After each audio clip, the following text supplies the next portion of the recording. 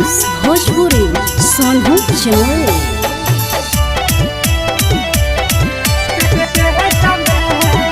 तो छौड़ा देने रहै डेट कर गेलियै सखी भेट।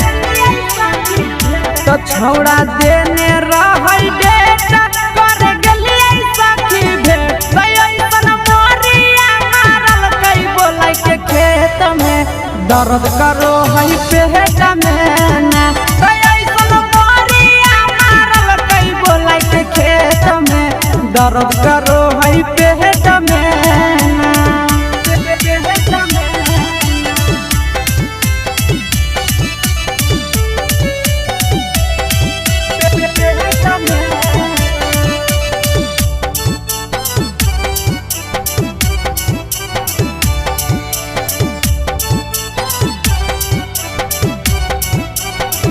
तो छोड़ा कभी कल माना मानी गे जवानी साथे ना।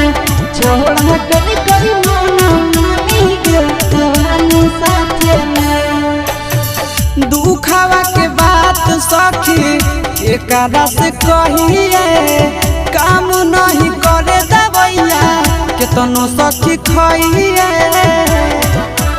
ए सखी दुखावा के बात सखी केकरा से कहिए काम नहीं करे दवैया केतनो सखी खइए। तो केकरा कहिए लाचारी कवन भइला कई बेमारी। केकरा कहिए लाचारी कवन भइला कई बेमारी। झगड़ा कैला के छौड़ा चुमा ले तो देत में दर्द कर है पेट में ना। तो ऐसन मोरिया मारल कई छौड़ा खेत में दर्द करो है पेट में ना।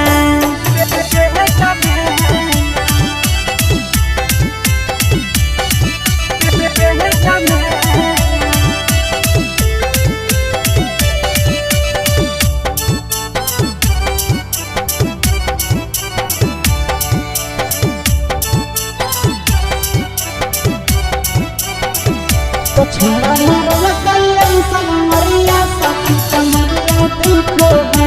तो छोड़ा मारल कई ऐसन मरिया सखी कमरिया दुखो है।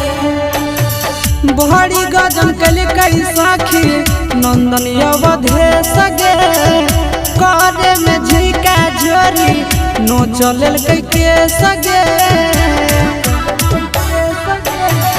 बहरी गजन कल कई सखी आशीष अवधे सगे करे में झिका झोरी नो चलल कई के सगे।